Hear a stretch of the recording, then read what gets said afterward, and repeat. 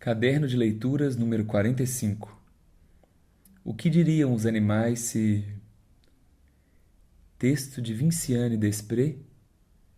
Tradução de Cícero de Oliveira. Leitura e seleção de fragmentos, Marcelo Castro.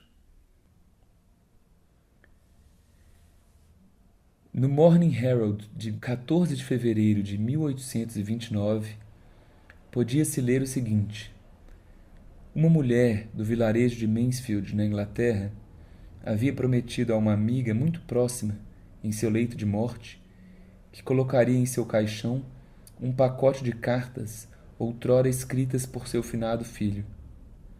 Ora, no desespero da dor, ela havia esquecido.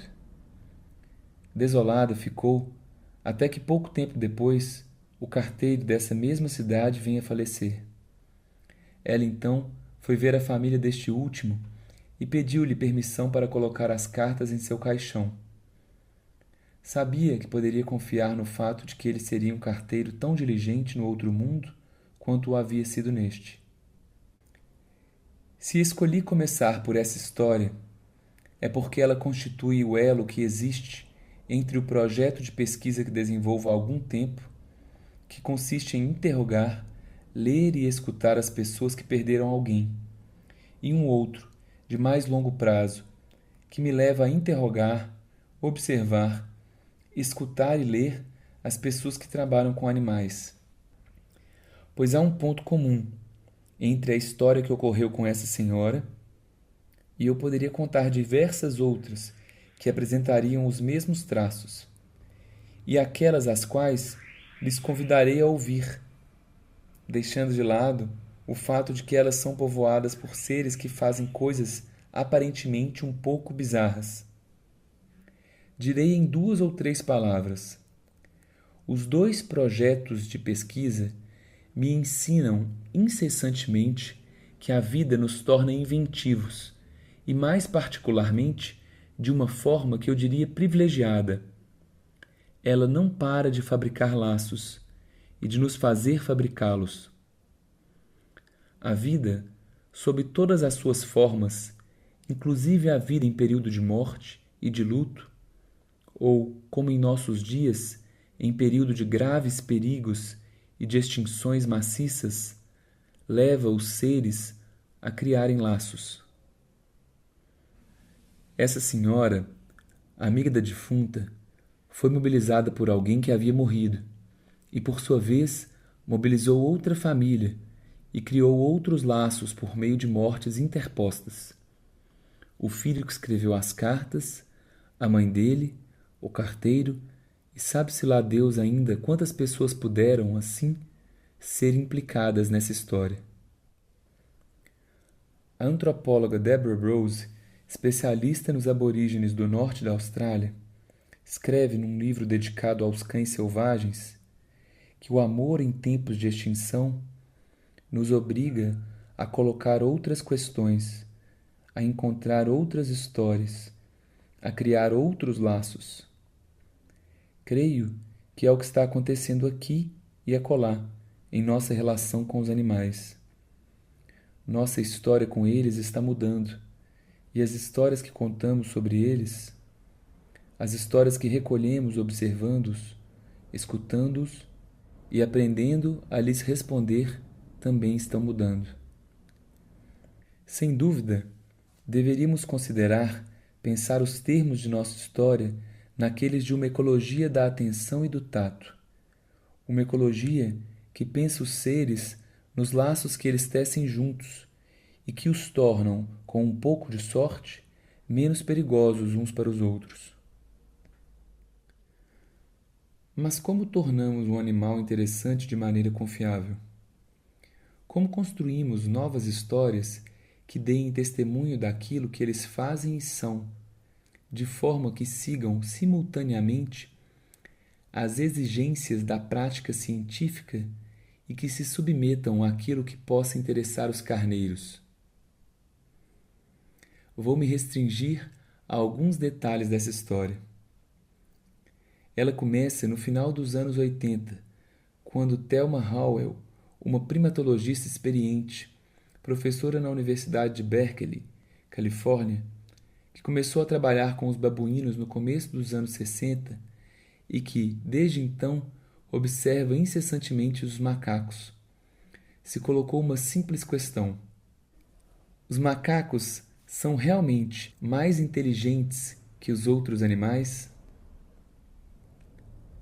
Sabemos que eles fazem amigos, que criam alianças, que podem manipular os outros, que podem mentir, o que é um sinal bem grande de inteligência social, que alguns deles podem atribuir intenções e crenças aos outros.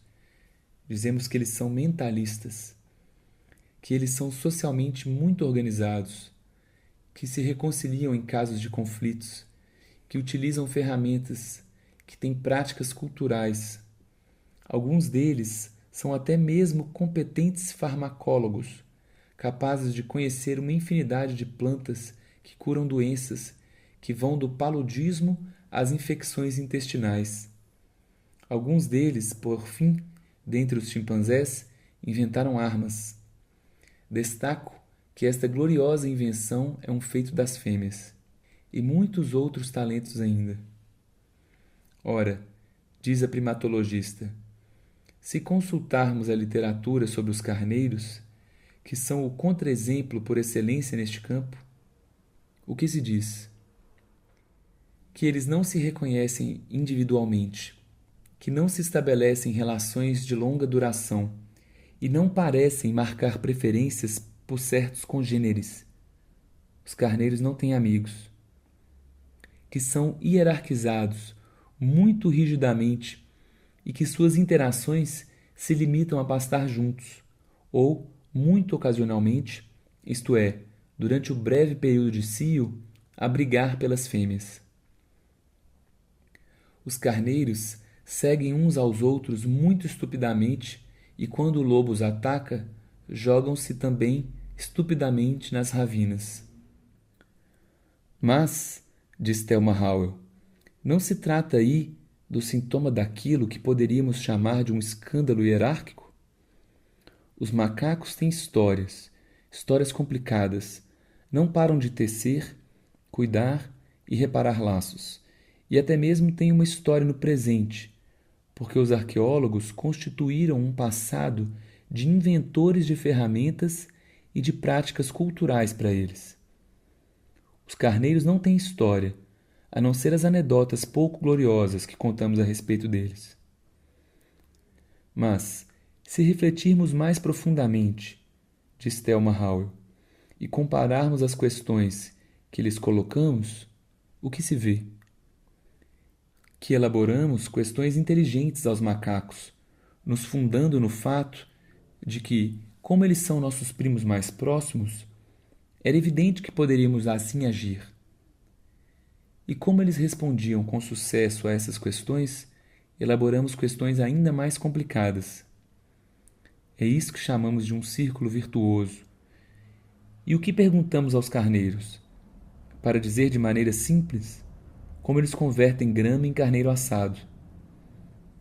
Alguns cientistas certamente elaboraram outras questões sobre o apego, as possibilidades de eles se reconhecerem, mas nada encorajador advinha dessas pesquisas, e continuávamos então a lhes dar grama e a indagar-lhes como eles comem, o que preferem comer, etc. Thelma Howell decidiu então que, se quisermos comparar os macacos aos carneiros, o primeiro passo seria fazer aos carneiros as mesmas perguntas que fazemos aos chimpanzés, mas, sobretudo, e vocês verão que isso é importante, reunindo condições que permitissem aos carneiros realmente estar aptos a respondê-las. E foi o que ela fez desde então. Toda teoria é, neste sentido, uma matriz narrativa, uma matriz no sentido em que ela gera histórias e também no sentido de continente à espera de conteúdo. Cada matriz vai, a partir daí, inscrever certos fatos, juntá-los e ocultar outros. E essa matriz de histórias importa, pois ela vai afetar não somente aquilo que se conta, mas também aquilo que se observa. Lembro-me de que estava com Thelma e os carneiros, e que num dado momento um deles se levantou e apontou o focinho para uma direção, como se estivesse farejando ar. Novato em carneiros, claro que pensei que ele estava captando odores que deviam estar pairando no ar. Foi então que Thelma Howell me fez compreender a que ponto os elos que tecemos entre os acontecimentos e as histórias que orientam nossas observações são importantes. Porque era necessário observar, ela me disse, o que havia acontecido vários minutos depois. Todas as ovelhas se levantaram e foram na direção indicada. Quando não se tem dedos para indicar uma direção para a qual se deseja que o grupo ande, ele usa seu focinho. Aquela era uma proposta de deslocamento. E essas famosas brigas nas quais os carneiros vêm com violência bater frontalmente os chifres? Ah, disse ela, há uma boa dose de comédia aí. Olhe para o que acontece quando eles fazem isso. Isso faz um barulho terrível e todas as fêmeas correm para ver, muito curiosas. O que é possível fazer para chamar e atrair a atenção quando não se tem mãos para bater palmas e reunir todo mundo? E olhe, sobretudo, o que eles fazem depois do choque. Esfregam a testa e as bochechas. Aprendi, disse Thelma, a reconhecer isso como um gesto de reconciliação, pois só agem assim os carneiros que são amigos. É assim que, aliás, podemos aprender quem é amigo de quem. Porque os vínculos são importantes para os carneiros, e eles diferenciam os amigos daqueles que não o são. E alguns fazem isso até mesmo antes de brigar, num gesto de pré-reconciliação, como se estivessem dizendo: sim, vamos ter que brigar, mas ainda somos amigos. É aí que o trabalho dos cientistas e as histórias que orientam e que são o produto deste trabalho requer imaginação. Compreender o parceiro estranho e dar-lhe o crédito de ter intenções e de atribuir significações. É preciso poder se perguntar quais regras o parceiro estranho segue e como, em seus próprios usos, ele produz laços, mostra aos outros que eles têm importância, comunica sem mãos, sem palavras, coisas às vezes muito complicadas.